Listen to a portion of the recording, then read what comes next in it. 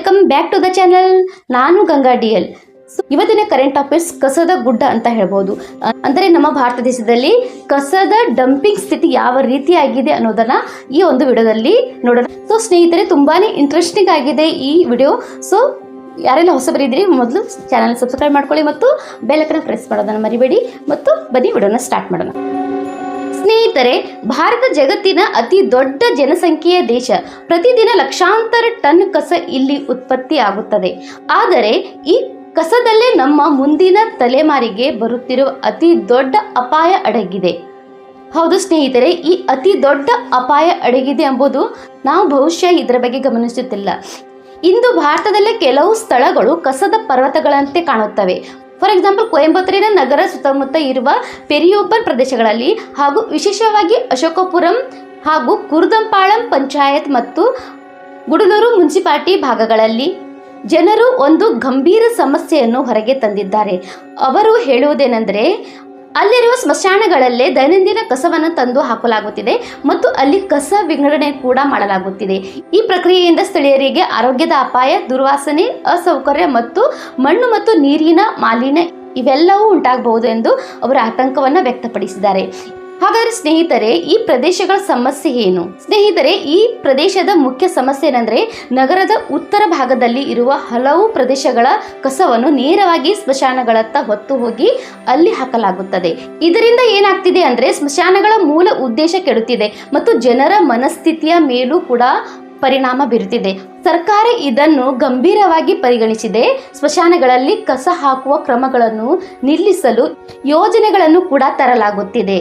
ಸ್ನೇಹಿತರೆ, ಅದಕ್ಕಾಗಿ ಅವರು ರಿಸೋರ್ಸ್ ರಿಕವರಿ ಪಾರ್ಕ್ಸ್ ಎಂಬ ಹೊಸ ಕೇಂದ್ರಗಳನ್ನು ಸ್ಥಾಪಿಸುವ ಯೋಜನೆಯನ್ನು ಮಾಡಿದ್ದಾರೆ. ಹಾಗಾದರೆ ಸ್ನೇಹಿತರೆ, ಈ ರಿಸೋರ್ಸ್ ರಿಕವರಿ ಪಾರ್ಕ್ ಅಂದರೆ ಏನು?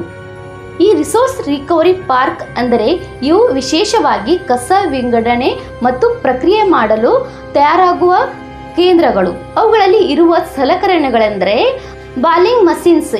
ಈ ಮಷಿನ್ಸ್ಗಳು ಪ್ಲಾಸ್ಟಿಕ್ ಮತ್ತು ಕಾಗದಗಳನ್ನು ಹತ್ತುಗಟ್ಟುವ ಯಂತ್ರ. ಹಾಗೂ ಸ್ನೇಹಿತರೆ, ಮತ್ತೊಂದು ಸಲಕರಣೆ ಅಂದರೆ ಸ್ಲೇಡರ್ಸ್. ಇದು ದೊಡ್ಡ ಕಸದ ತುಂಡುಗಳನ್ನು ಸಣ್ಣದಾಗಿಸುವ ಯಂತ್ರ. ಇದು ತೇವ ಇರುವ ಕಸದಿಂದ ನೀರನ್ನು ಬೇರ್ಪಡಿಸುವ ಉಪಕರಣ. ಹಾಗೂ ಇಲ್ಲಿ ಬಳಸುವ ಮತ್ತೊಂದು ಉಪಕರಣ ಏನೆಂದರೆ ಇನ್ಸಿನಿರೇಟರ್. ಇದು ನಾಶ ಮಾಡಬೇಕಾದ ಕಸವನ್ನು ಸುಡುವ ಯಂತ್ರ. ಸ್ನೇಹಿತರೆ, ಇವೆಲ್ಲ ಸಲಕರಣೆಗಳು ರಿಸೋರ್ಸ್ ರಿಕವರಿ ಪಾರ್ಕ್ನಲ್ಲಿ ಇರುವಂತಹ ಸಲಕರಣೆಗಳು. ಇದಾಗಿಯೂ ಈ ಕೇಂದ್ರಗಳು ಒಣ ಕಸ, ತೇವ ಕಸ, ತೋಟದ ಕಸ ಮತ್ತು ಸ್ಯಾನಿಟರಿ ಕಸ ಎಲ್ಲವನ್ನು ಕೂಡ ಬೇರ್ಪಡಿಸುತ್ತವೆ. ಇದು ಹೊರತಾಗಿಯೂ ಕಸವನ್ನು ಸಂಸ್ಕರಿಸುವಲ್ಲಿ ಸಹಾಯ ಮಾಡಲಿದೆ. ಸ್ನೇಹಿತರೆ, ಭಾರತದಲ್ಲಿ ಜನಸಂಖ್ಯೆ ಹೆಚ್ಚಾದಂತೆ ಮತ್ತೊಂದು ದೊಡ್ಡ ಸಂಕಟ ಕೂಡ ಕಾಣಿಸುತ್ತಿದೆ. ಅದೇ ಅಂದರೆ ಕಸದ ಸಮಸ್ಯೆ. ನಗರಗಳು ದೊಡ್ಡದಾಗುತ್ತಿದ್ದಂತೆ ಜನರ ಬಳಕೆ ಹೆಚ್ಚಾಗುತ್ತಿದೆ. ಆದರೆ ಕಸವನ್ನು ವೈಜ್ಞಾನಿಕವಾಗಿ ವಿಂಗಡಿಸಿ ಸಂಸ್ಕರಿಸುವ ವ್ಯವಸ್ಥೆ ಇನ್ನೂ ಎಲ್ಲೆಡೆ ಸರಿಯಾಗಿ ಜಾರಿಯಾಗಿಲ್ಲ.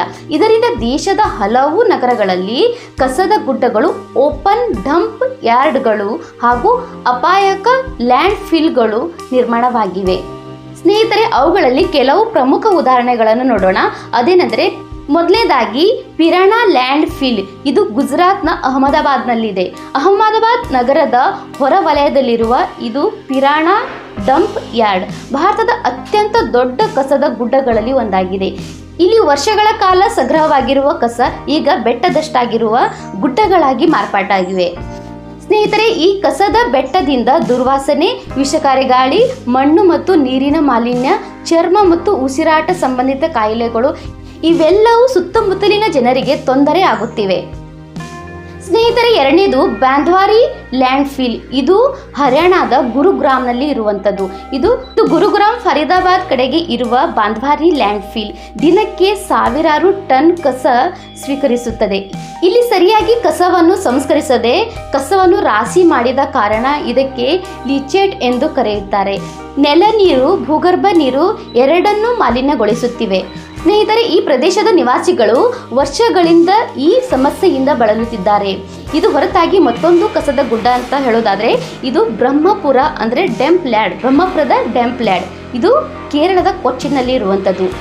ಈ ಬ್ರಹ್ಮಪುರಂ ಲ್ಯಾಂಡ್ ಫಿಲ್ ಇತ್ತೀಚಿನ ವರ್ಷಗಳಲ್ಲಿ ದೇಶದ ಗಮನವನ್ನು ಸೆಳೆತಾ ಇದೆ. ಯಾಕೆ ಗೊತ್ತಾ? ಇಲ್ಲಿ ಸಾಲುಗಟ್ಟಿದ ಕಸಕ್ಕೆ ಬೆಂಕಿ ತಗುಲಿ ಇಡೀ ನಗರವೇ ಧೂಮಪಾನ ಮಬ್ಬಿನಲ್ಲಿ ಮುಳುಗಿತ್ತು. ಈ ಕಾರಣದಿಂದಾಗಿ ಬ್ರಹ್ಮಪುರಂ ಇಡೀ ದೇಶದ ಗಮನವನ್ನು ಸೆಳೆದಿತ್ತು. ಹಾಗೂ ಸ್ನೇಹಿತರೆ, ಇದರಿಂದ ವಿಷಕಾರಿ ಹೊಗೆ, ಉಸಿರಾಟದ ಸಮಸ್ಯೆಗಳು ಹಾಗೂ ಶಾಲೆಗಳು, ಅಂಗಡಿಗಳು ಮುಚ್ಚಬೇಕಾದ ಪರಿಸ್ಥಿತಿ ಇವೆಲ್ಲ ಈ ಒಂದು ಡಂಪ್ ಯಾರ್ಡ್ ಉಂಟು ಮಾಡಿತ್ತು. ಸ್ನೇಹಿತರೆ, ಇವೆಲ್ಲವನ್ನು ಹೊರತುಪಡಿಸಿ ನಮ್ಮ ದೇಶದ ರಾಜಧಾನಿಯಲ್ಲಿ ಒಂದಲ್ಲ ಎರಡಲ್ಲ 3 ಕಸದ ಬೆಟ್ಟಗಳಿವೆ. ಗಾಜಿಪುರ, ಭಲಸ್ವಾ ಹಾಗೂ ಒಕ್ಲಾ ಲ್ಯಾಂಡ್ಫಿಲ್ಗಳು. ಇವು ದೆಹಲಿಯ 3 ಲ್ಯಾಂಡ್ಫಿಲ್ಗಳು ಈಗ ಕಸದ ಗುಡ್ಡಗಳೆಲ್ಲ ದೊಡ್ಡ ಬೆಟ್ಟಗಳಾಗಿವೆ. ಸ್ನೇಹಿತರೆ, ಇಲ್ಲಿ ಆಶ್ಚರ್ಯವಾದ ಸಂಗತಿ ಏನೆಂದರೆ ಇವುಗಳ ಎತ್ತರ ಈಗ ಕುತುಬ್ ಮಿನಾರ್ಗೆ ಸಮಾನವಾಗುತ್ತಿದೆ ಎಂದು ಹೇಳಿಕೆ ಕೂಡ ಬರ್ತಿದೆ.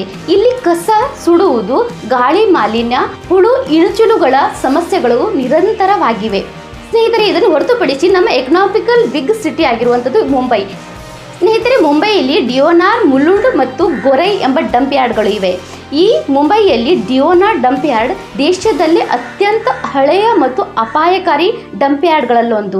ಇಲ್ಲಿ ಹಲವಾರು ಬಾರಿ ಬೆಂಕಿ ಕಾಣಿಸಿಕೊಂಡಿದ್ದು ಮುಂಬೈ ನಗರದ ಗಾಳಿ ಗುಣಮಟ್ಟಗಳನ್ನು ಕೂಡ ಗಂಭೀರವಾಗಿ ಕೆಡಿಸಿದೆ.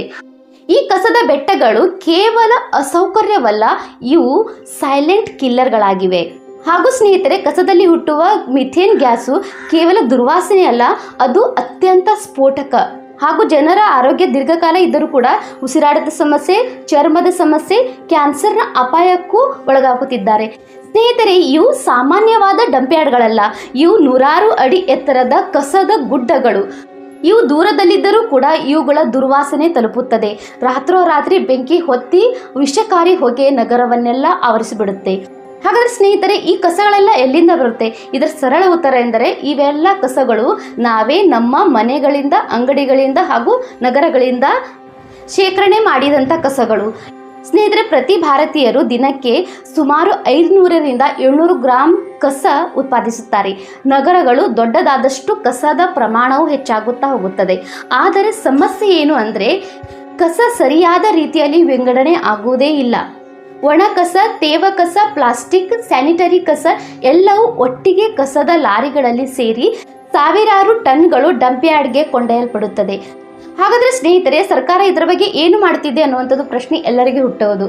ಹೌದು, ಭಾರತೀಯ ನಗರಗಳು ಕೆಲವು ಉತ್ತಮ ಹೆಜ್ಜೆ ಇಡುತ್ತಿವೆ.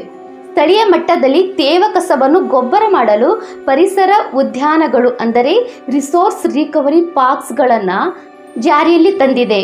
ಇದಲ್ಲದೆ ವೇಸ್ಟ್ ಟು ಎನರ್ಜಿ ಪ್ಲಾಂಟ್ಸ್ಗಳು, ಅದಲ್ಲದೆ door to door segregated collection ಇವೆಲ್ಲವನ್ನು ಜಾರಿಯಲ್ಲಿ ತಂದಿದೆ. ಆದರೆ ಇವೆಲ್ಲ ಎಲ್ಲೆಡೆಯೂ ತಲುಪಿಲ್ಲ. ಅದರಲ್ಲೂ ಮೆಟ್ರೋ ನಗರದ ಸುತ್ತಮುತ್ತ ಪಂಚಾಯತ್ ಹಳ್ಳಿಗಳಲ್ಲಿ ಕಸವನ್ನು ಸ್ಮಶಾನಗಳಲ್ಲಿ, ಖಾಲಿ ಜಾಗಗಳಲ್ಲಿ, ಶಾಲೆಗಳ ಹತ್ತಿರ, ನದಿಗಳ ತೀರದಲ್ಲಿ ತಂದು ಹಾಕುವ ಘಟನೆಗಳು ಬರುತ್ತಿವೆ. ಸ್ನೇಹಿತರೆ, ಇದರಲ್ಲಿ ನಮ್ಮ ಪಾತ್ರ ಹೇಗಿರಬೇಕಂದ್ರೆ ಈ ಸಂಕಷ್ಟವನ್ನು ನಿಲ್ಲಿಸುವ ಶಕ್ತಿ ಅದು ಕೇವಲ ಸರ್ಕಾರದ ಕೈಯಲ್ಲ, ಅದು ನಮ್ಮ ಮನೆಗಳಲ್ಲಿ ಕೂಡ ಇರುತ್ತದೆ. ಹೇಗೆಂದರೆ ಮನೆಗಳಲ್ಲಿ ಒಣ ಕಸ, ತೇವ ಕಸ, ಪ್ಲಾಸ್ಟಿಕ್, ಸ್ಯಾನಿಟರಿ ಕಸ ಈ ಕಸಗಳನ್ನು ಬೇರ್ಪಡಿಸುವುದು ಹಾಗೂ ಆದಷ್ಟು ಪ್ಲಾಸ್ಟಿಕ್ ಬಳಕೆಯನ್ನು ಕಡಿಮೆ ಮಾಡುವುದು ಹಾಗೂ ವಿದ್ಯಮಾನಗಳನ್ನು ಅರಿತುಕೊಳ್ಳುವುದು. ಹೀಗೆ ಮಾಡಿದರೆ ಕಸದ ಬೆಟ್ಟಗಳನ್ನು ನಿಲ್ಲಿಸಲು ಸಾಧ್ಯ. ಸ್ನೇಹಿತರೆ, ನಮ್ಮ ಮನೆಗಳಿಂದ ಹೊರಬೀಳುವ ಒಂದು ಚಿಕ್ಕ ಪ್ಲಾಸ್ಟಿಕ್ ತುಂಡು ಹಲವು ವರ್ಷಗಳ ಕಾಲ ಪ್ರಕೃತಿಯಲ್ಲಿ ಉಳಿಯುತ್ತದೆ. ಈ ಚಿಕ್ಕ ಕ್ರಮವೇ ನಾಳೆಯ ದೊಡ್ಡ ಪರಿಹಾರವಾಗಿರುತ್ತದೆ. ಕಸದ ಸಂಕಟ ನಮ್ಮ ಸಮಯದ ದೊಡ್ಡ ಸವಾಲು, ಆದರೆ ಪರಿಹಾರ ನಮ್ಮ ಕೈಯಲ್ಲೇ ಇದೆ.